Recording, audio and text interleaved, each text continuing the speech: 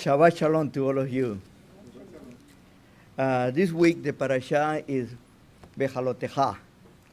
What I mean is when you rise up to light the light of the menorah. To me always, to looking at the different portions, I try to bring an idea what is for us today. I always thinking about how we can make the Torah for us today. You know, the Torah is a living book. It's a way of life. And it's very important. It's not about how religious you are, religiosity, or how strict you are with your formulas of supposedly of liturgy, things like that. But what is important is about that you build a relationship with the Creator. You know, I tell you many people that they want fanfaria, they want ula, whatever I call it, you know, go someplace else. We are not going to give you that. But what we are going to challenge you constantly is about to find your personal relationship with the Creator in order that you can, that relationship, to give it to others too, to share. Because the reason that you and we exist is for the welfare of the community. You know, we live in a world today that we do not want to be the light. What we want to be is that everybody put the lights on us. You know, and this is very, very different. We are not the sun. You see, what we do is we transmit the light from the Creator. We reflect the light. Here the menorah is going to give us an understanding, even the way that is positioning in the Mishkan. You know, it's going to point it to inside, to the area of this Ohel Moed, this tent that is totally dark. There are no windows, there is nothing. And you need to, if you want to get in, the high priest needs to get in there, or the priest that participate, they need to have a light. Because if they didn't have a light, will be falling everything that is there. Then there is a need of light. And what is already in a dark place, when you turn a light, you know, show you or guide you to where you want to go. And this is how the Creator is showing to us how necessary is for each one of us to be like those flashlights, you know, that to help other people to go. When you go to a cinema late, you know, and there everything is dark, you know, they come a young man with a flashlight showing you on the floor in order that you don't fall. Why? Because if you don't have that, you will fail. But the idea is about the menorah. And rise up, we just finished the portion in chapter 7 about the 12 tribes brought wonderful things to the inauguration of the Mishkan. But the only tribe that didn't bring anything was the Levites. And you know, maybe the Levites were feeling like, oh, poor of me. You know, we are not able to offer anything to the Creator. And they didn't realize that the greatest offering that they were doing were themselves. There is not a greater offering. There is no greater korban for the Creator than ourselves. And that has been from the beginning. And they were going to do this. And Aaron and his children were going to have this masterful responsibility. They were going to light this menorah and to keep the light going on for all the week and for all the month, for all the year, until they had this Mishkan. We need to be light no matter what. There is no, I only a light on Shabbat. Or the rest of the week I am working. For that reason, I cannot be light. I am totally the contrary. I become darkness. You know? And it's exactly the opposite. The demanding on us is to be light the 7 days of the week. You know, this term that is very common today now, 24/7. You know, now you cannot stop. Even when you are sleeping, you're a light. Because at least you can sleep, hopefully, you know, in his presence.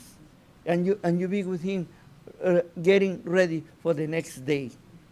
And when you get up, you thank the Creator for the life that he has given to you, to sustain you, and to give you the opportunity to continue. That is the light. And the light is prepared with special oil. And this oil is the oil of anointing. And this is the oil, this is a special oil, because it's a virgin oil. And it's pure. You know, but can you imagine if you light the menorah with regular oil, you know, that is not very pure? What happened? The impurities, they start burning. And what they produce? A smoke. Can you imagine in a closed environment to produce a smoke? You know, the Hagadol Kohen will die very quickly, you know. And this was the reason that was so important to have a pure oil. And we need to distill pure oil to burn ourselves. Because when we start burning ourselves, we mix oil, impure oil, what we produce, instead to produce light, we produce more darkness. We produce more smoke. And the people, what is the first thing that they're going to see? Is the smoke. They won't see the light. And what they're going to see, oh, you bother me. I cannot breathe. Get away from me. And all that you wanted to do, to give light to others, the only thing that you become is a stumbling block for the rest. Right now, sadly enough, our people, directly or indirectly, we are becoming a stumbling block to the world. Why?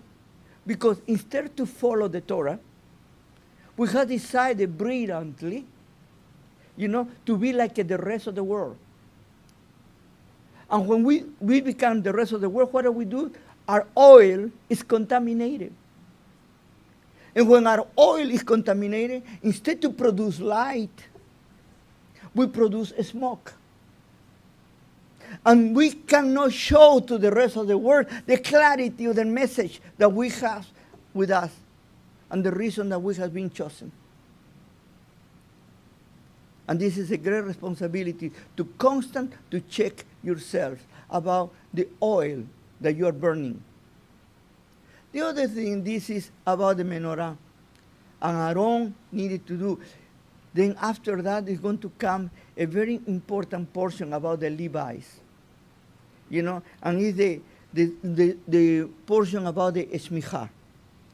The anointing with the hands, put in your hands, and separate them for a special role.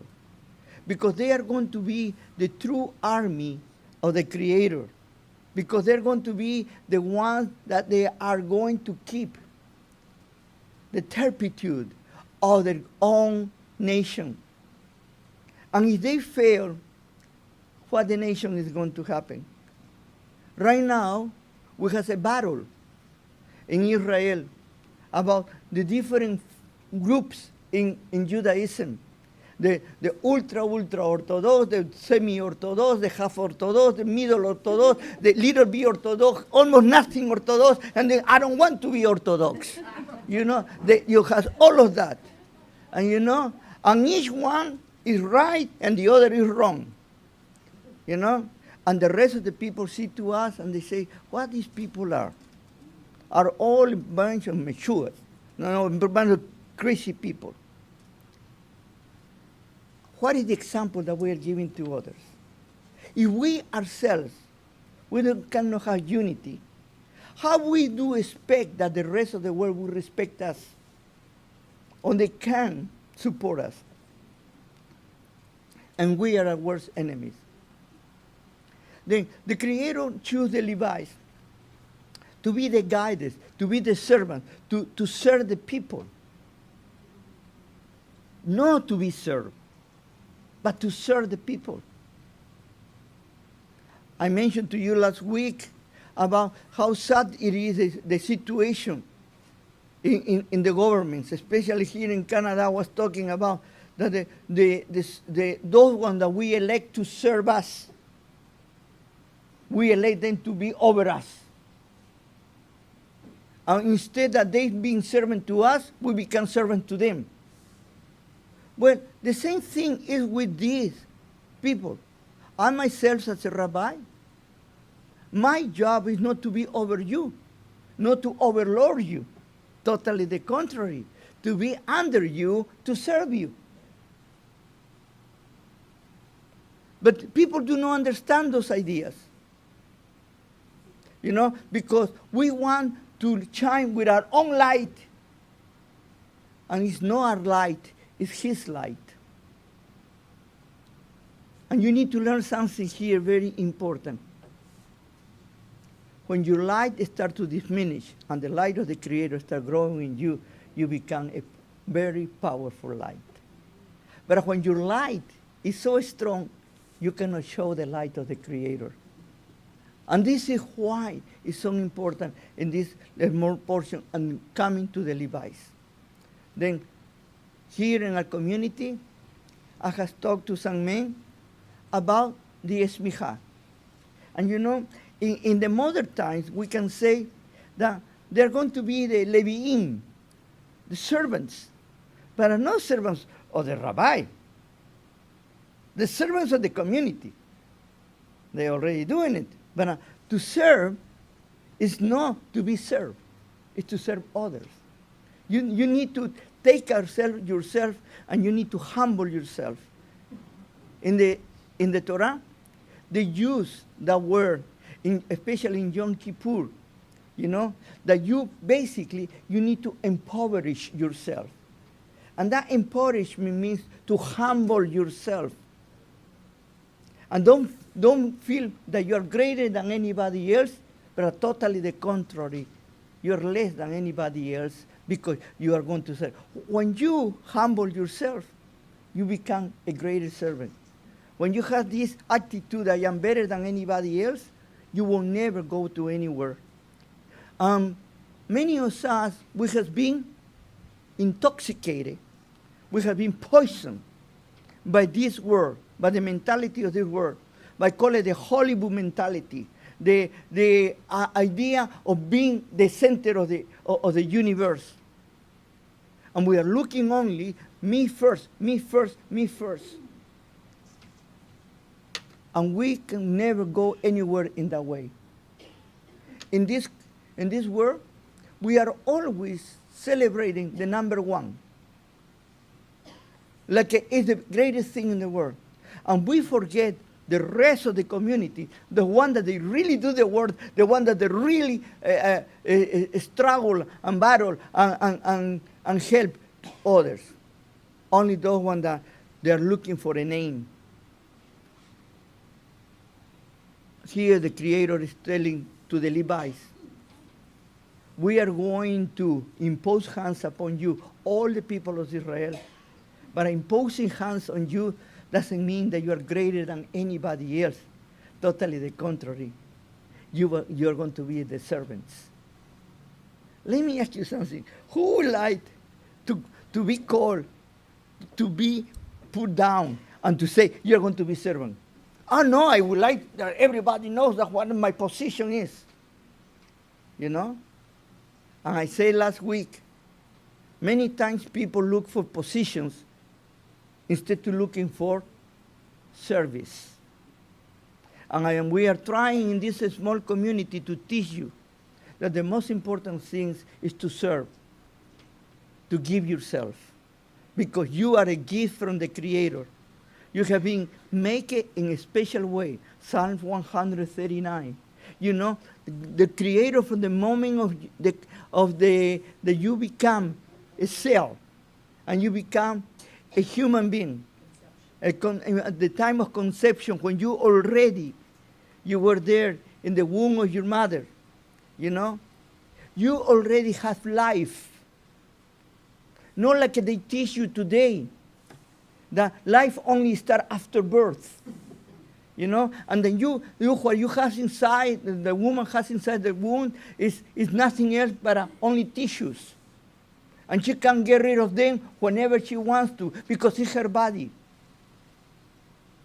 And even physiology doesn't go with that. Because everybody, even the worst doctor that you can imagine, knows that that baby that is inside, growing in the womb of the mother, is a human being, is alive, and doesn't need anything else but a growing. That's all.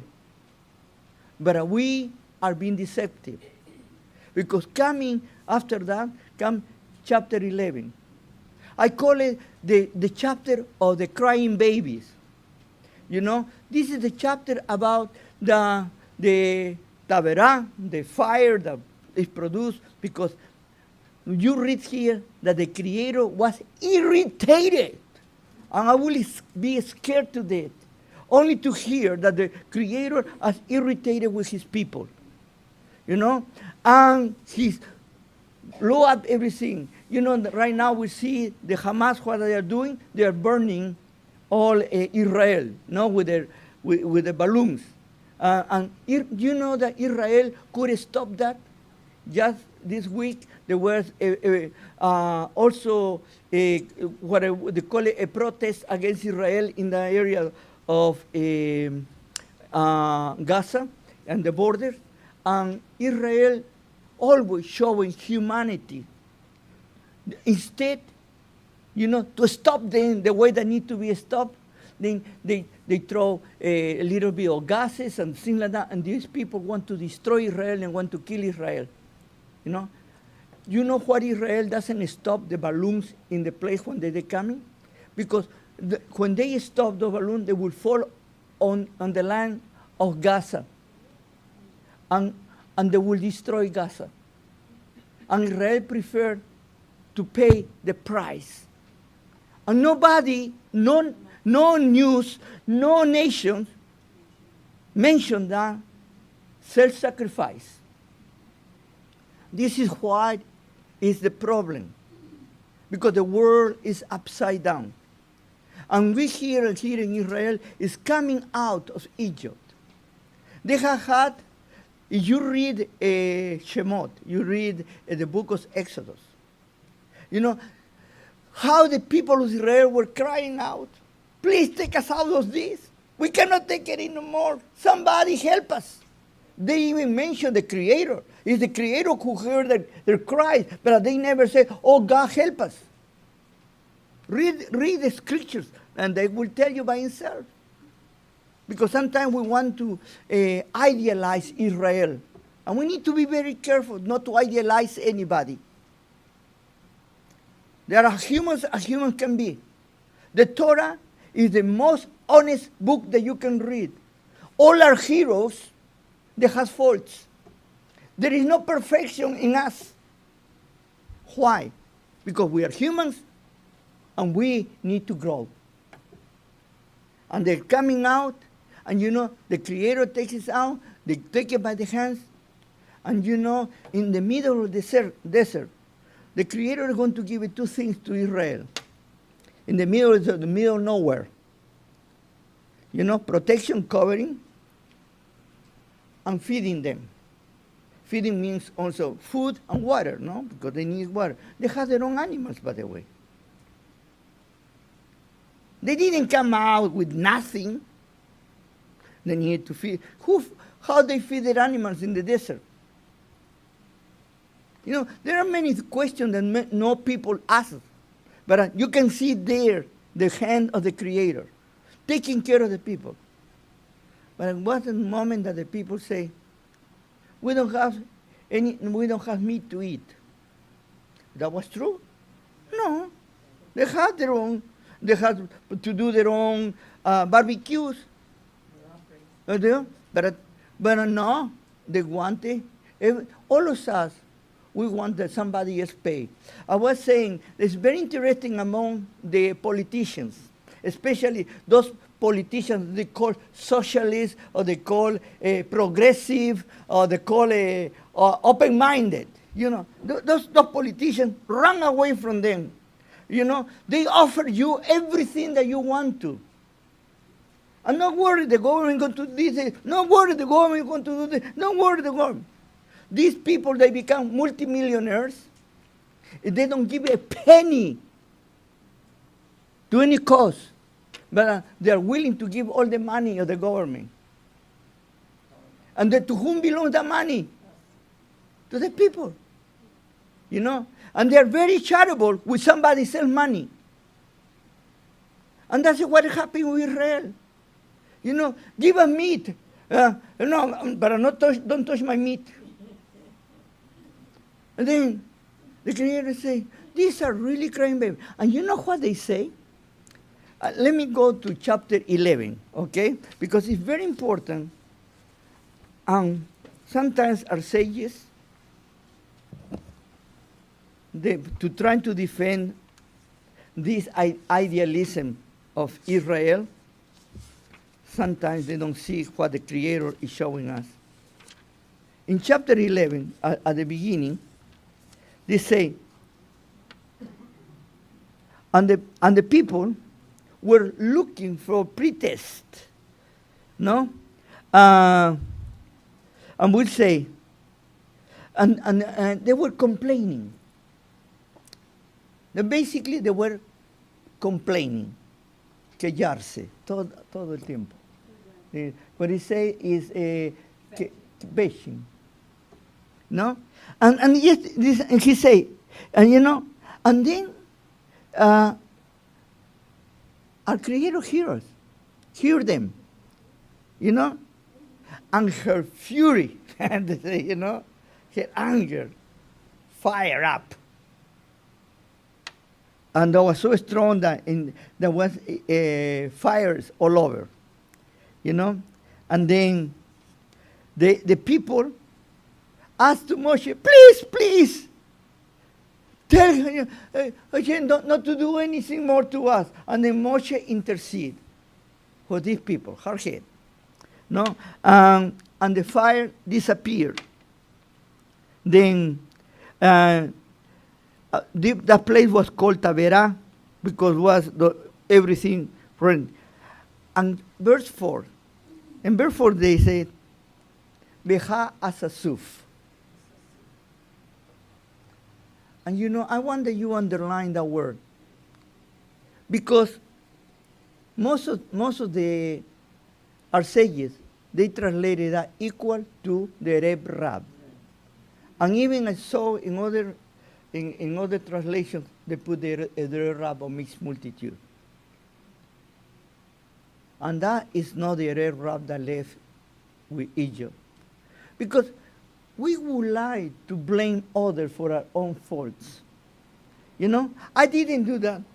Was that one that was the outsider who forced me to do it?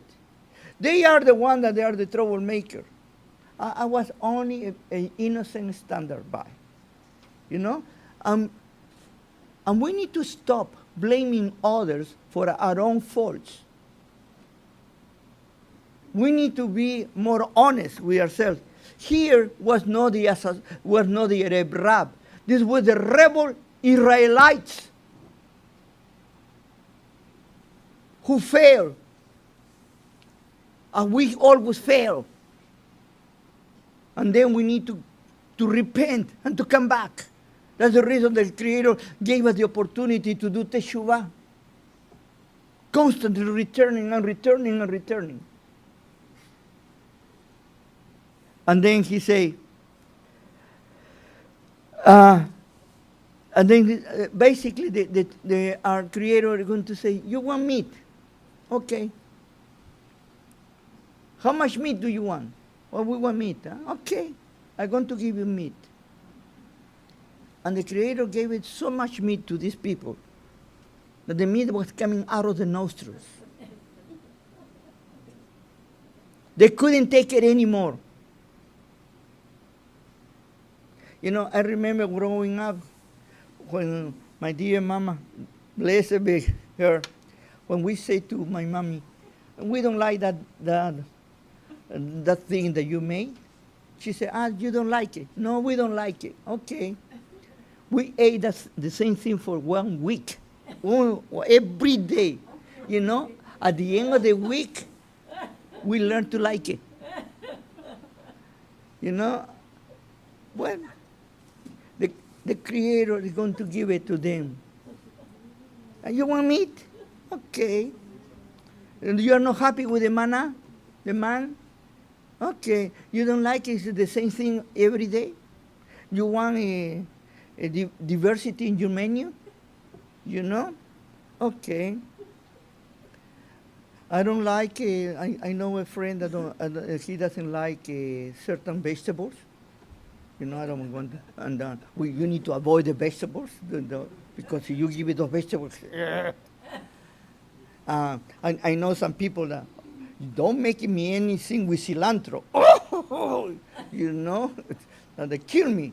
And I know other people that don't give me chicken. I know those people too. Equal opportunity. What I'm trying to tell you is that we're so spoiled, you know, that we cannot appreciate what we have. And we become so spoiled until one day we realize how much we have had without even understanding what we have. And finally, the people had a plague and they needed to repent. The Lord stopped that. The people start coming back again. And we're going to see this Bamidbar HaSefer, the book of Numbers. We're going to see constantly in these 2 years of the beginning all the problems that Israel goes through. And we're going to see a real people.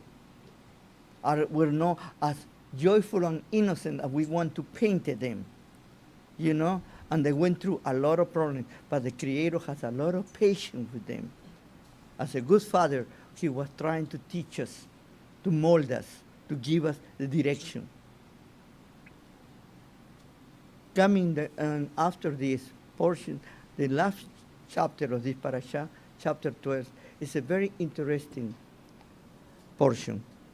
It's about Miriam, Aaron, and Moshe Rabbeinu. And here is when Miriam speaks to Aaron in a very negative way about the wife of Moshe Rabbeinu. By the way, this will surprise you to what I say, and I don't want that nobody get upset with me, but that's part of the Torah. This is not Zipporah, as many people say. This is another wife. Okay? This is another wife. Moshe Rabbeinu has another wife. Okay? And then here say that his wife was a Cushite. You know? Zipporah was not a Cushite. Zipporah was a Midianite. Okay? The Torah is clear on that and is mentioned in that way. But here they were talking about this wife in the back of Moshe. If Miriam had a problem, okay, maybe she was jealous. Maybe she didn't like that wife that he had with him. Whatever was the reason, why she didn't go directly to Moshe Rabbeinu? Because that's the way that you solve problems. But we love to speak on the back of others. And it's called Lashon Hara. You know, one time I had here not long ago, I had a situation here in the community. Somebody came to me and said, Rabbi, I have something very important to talk to you. Do you have a time for me? I said, I allow this person to come to my office. And come down, we closed the door, and I thought that was something personal, that this person was going to talk to me. And this person started talking about somebody else. And caught me. I was like Aaron, putting ears. And I need to immediately to react and say, I'm sorry, but you have made me part of the problem now.